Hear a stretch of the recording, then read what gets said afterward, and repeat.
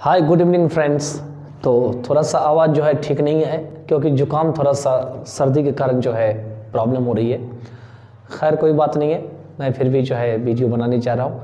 इसमें हम आपको जो है मॉडल वर्ब में ये सारे एक्शंस होते हैं। बी के बाद मेन वर्ब की थर्ड फॉर्म कब आती है, have been main verb third form कब आती है, हैव प्लस मेन वर्ब में थर्ड फॉर्म कब आती है, और मेन वर्ब जो है उससे फर्स्ट फॉर्म कब आती है, इसके बारे में हम आपको जो है वो बताने जा रहे हैं। ठीक है, क्योंकि ये वीडियो बहुत बड़ा हो जाएगा, इसमें सारे को एक्सप्लेन करना पड़ेगा।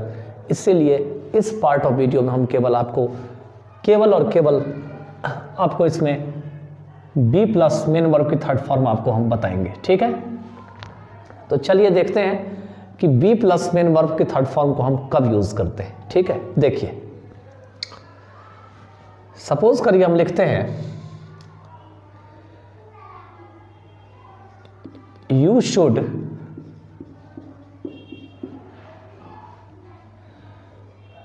स्पीक हिंदी। क्या मीनिंग हुआ इसका कि आपको हिंदी जो है वो बोलनी चाहिए। क्या होगा, आपको हिंदी बोलनी चाहिए।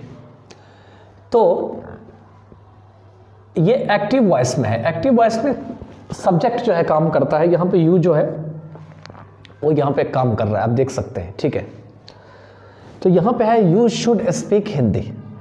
जब आप इसको पैसिव में बनाएंगे, ठीक है, तो यू जो है सब्जेक्ट में है, लेकिन ऑब्जेक्ट क्या है इसका, वो है हिंदी, ये ऑब्जेक्ट है। मेन वर्ब क्या है इसका, यह है स्पीक।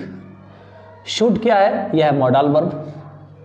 एमबी मतलब यहाँ पे लिख देता हूँ नहीं तो कंफ्यूजन हो जाएगा, मॉडल वर्ब। यह है मेन वर्ब।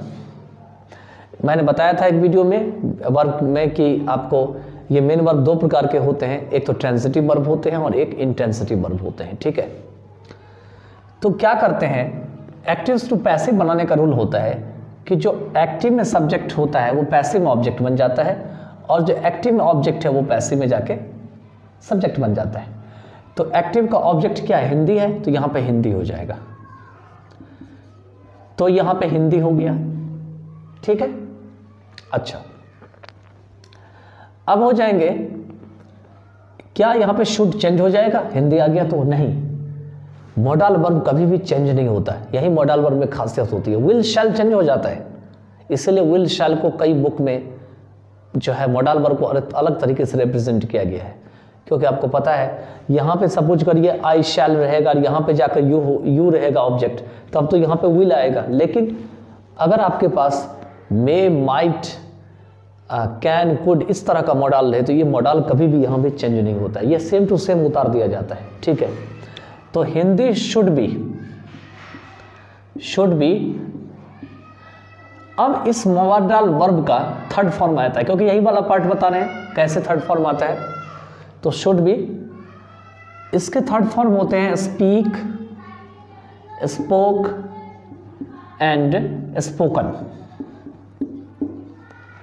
ठीक है, तो यहां पे हो जाएंगे Hindi should be spoken, third form आएंगे। बाय लगाएंगे, क्यों लगाएंगे बाय, क्योंकि यहां सब्जेक्ट है, अगर नहीं रहता तो बाय नहीं लगाते। और कई बार ऐसा होता है कि यहाँ पर में जैसे इंडेफिनिट प्रोनाउंस होते हैं, पब्लिक होती है, पॉलिस होती है, पीपल होती है, तो भी यहाँ बाय या उसको रिपीट नहीं किया, यहाँ नहीं लिख सकते बाय पीपल, बाय पब्लिक या बाय पॉलिस, ऐसे नहीं लिखते हैं। ठीक है, गलत हो जाता है। ठीक है, तो बन जाएंगे बाय। यू का ऑब्जेक्टिव केस में यू ही होता है। तो आपने देख लिया इस वीडियो में कि मैंने कैसे इसको जो है वो मेन वर्ब के साथ थर्ड फॉर्म का इसका प्रयोग किया। ठीक है, अब आगे जो है, अगर सपोज करो इसी को आपको इंटरोगेटिव में बनाना हो, सेम सेंटेंस को, तो कैसे बनाओगे, देखो सपोज करो यहां पे लिखा हुआ हो Y should you speak Hindi, तो क्या बनाएंगे इसका बनाएंगे पैसिव वॉइस में आकर के, यहाँ पे हिंदी रहेगा तो हिंदी को उठा के यहाँ पे कर देंगे, तो वाई का वाई पहले रहेगा, ये चेंज नहीं होता कभी भी। WH फैमिली कभी भी चेंज नहीं होता, जो जैसा है वैसा ही लिखा जाता है।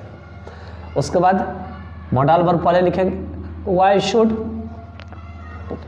फिर सब्जेक्ट क्या हिंदी, तो हिंदी हो जाएगा। यहाँ तो ऑब्जेक्ट है, यहाँ पे आगे ये सब्जेक्ट की तरह काम कर रहा है, ठीक है। B spoken by you.